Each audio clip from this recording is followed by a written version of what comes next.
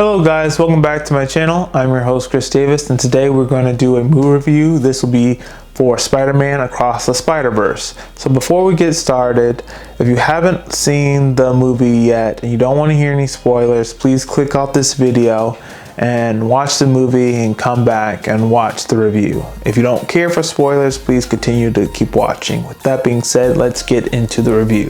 So Spider-Man Across the Spiderverse. So overall, I like this film. I like the first film better because I really don't like the way Spider-Man Across the Spiderverse ended. I'll talk more about that later on in the video, but first, let me talk to you about the things that I really did like in this film and that really stood out to me. So first of all, the art.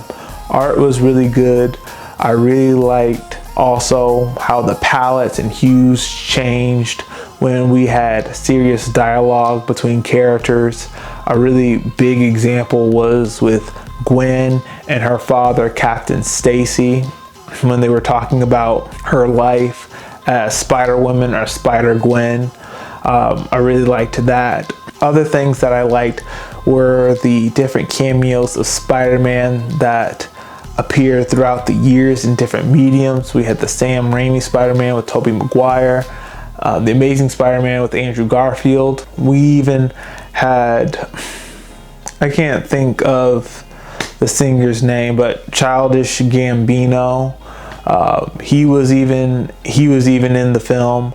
We also had the Spectacular Spider-Man on there. We had Spider-Man Unlimited. We had Spider-Man from the PS4 who showed up. So we saw all these different versions of Spider-Man. I also liked Spider-Punk. Oh, I just thought of his name. I said Childish Gambino, Donald Glover. Donald Glover was in the film. So I understand why he was in the film. He wanted to be Spider-Man. So yes, he was in the film. But back to Spider-Punk. Spider-Punk was really good. I liked him because he had a lot of personality. I like Spider-Man 2099, his overall design. However, I don't really like his character in this film because I believe he's like misguided and stuff. And I'll talk about that also a little bit later in the video. Overall things, but these are the overall things that I like. The art, the different cameos of Spider-Man.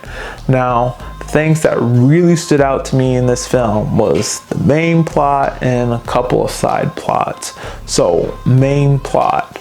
Spot, the villain. I really like him because he's going across the different multiverses causing anomalies, and the reason why he's doing this is because he's trying to get revenge on Miles Morales' Spider-Man, because in the previous film when they destroyed the collider, made it explode, Spot, he was a normal guy. He was caught up in the collateral damage of the event. It changed his life. It made him not human anymore, which he lost his job and everything. And now he wants to make Miles Morales suffer.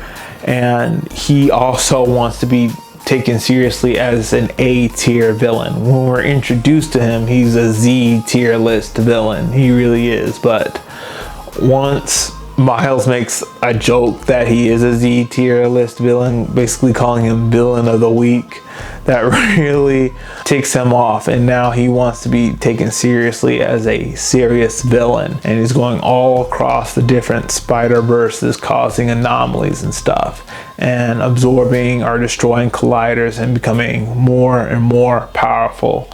So from like Z-tier list villain to like A-tier villain, like you have to take Spot seriously towards the end of this film. Things that really stood out to me: Spider-Gwen, us getting background information on her, what happened in her universe, how she got caught up in everything. She had a conflict with her father because her father figured out her secret identity, and he's a cop and he believes she's a vigilante. He figures out her identity and he's gonna arrest her.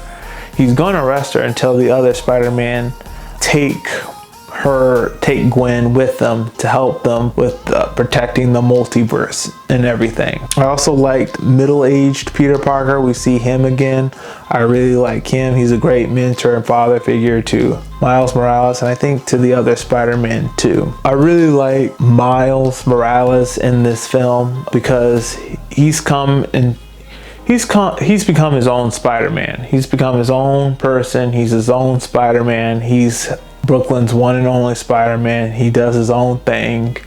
And we see that he's having trouble juggling between being Spider-Man and having a normal life. With his Spider-Man duties, sometimes he has to put his personal normal life on the back burner, and that causes issues because he's late to school, he's late to family gatherings and events, and that really puts him in conflict with his parents because they're trying to figure out why is he not why is he late? Why is he not where he is supposed to be when he's supposed to be there?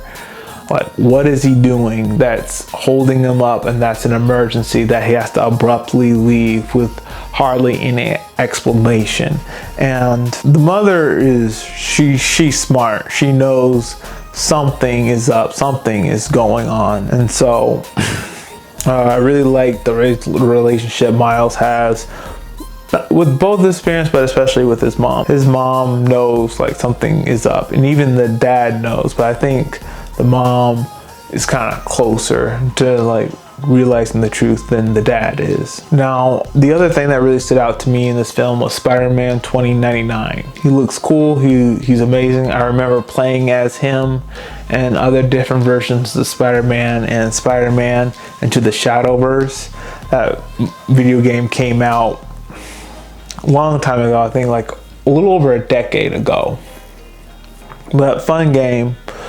The thing that really stands out to me with Spider-Man 29, other than his cool spider costume, I'm not gonna lie, it does look amazing, is really how misguided he is. He wants to do everything within his power to stop anomalies because we get background information on him. So as leader of this spider organization, he tells us a story how he caused an anomaly, how he looked throughout the multiverse, and he saw a version of himself that led a normal, happy life, but that version of him died. So he tried to replace him and live his life, but caused an anomaly and caused that universe to be destroyed. After that event, he wants to do everything within his power to not cause an anomaly, but that leads him to being misguided. And an example of that is Spot basically tells Miles that he's gonna kill his dad, and instead of letting Miles save his dad, Spider-Man 29 wants to let that happen because he thinks that if Miles prevents that from happening, his father passing away, that's going to cause an anomaly, an event, because all Spider-Man have to have some kind of tragedy that motivates them into becoming a hero. But that's why I think he's misguided, because one, Miles already had his tragedy. He realized that his Uncle Aaron was the Prowler and that he died. So that was the thing that motivated him to being a hero. They even showed us that in the film.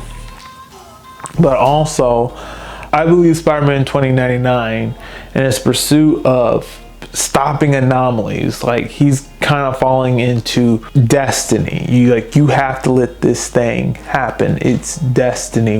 Even though with all the deaths that happened with the other Spider-Man, where they lost someone important to them, none of them knew it was going to happen. It was unexpected.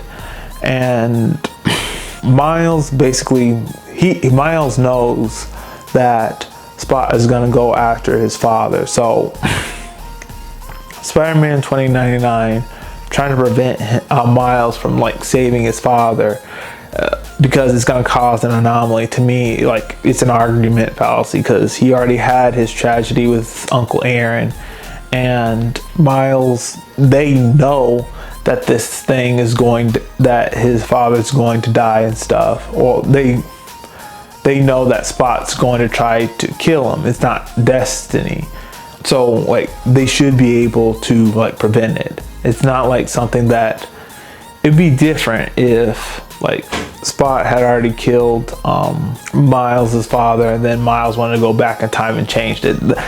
That would be different. But you don't like see the future. Spot basically tells him like what he's gonna do, and he's supposed to just let it happen. No. So I hope I explained that very well. I like Spider-Man 2099. I think he's cool, but I think with his character in this film that his ideals are misguided. So parts I really didn't like in this film. There's only one thing I didn't like in this film, guys, and that was the ending. To me, the ending was abrupt. I don't like how this film ended with no resolution. I honestly thought that we were going to wrap up the whole story with this movie, but we didn't. The ending to me felt abrupt, and that kind of took away from the film for me. I really wanted a resolution to this movie.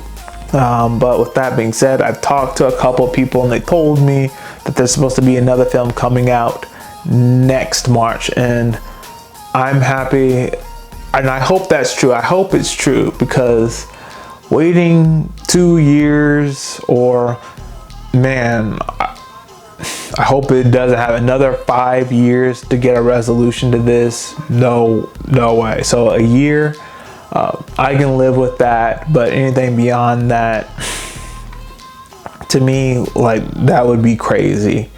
Like, that's one big like cliffhanger, but I really just don't like how they executed it, because when Miles is seeing that different version of himself, I'm thinking we're gonna get this wrapped up in this film, but we don't. It ends abruptly, and that kind of took away from the film for me.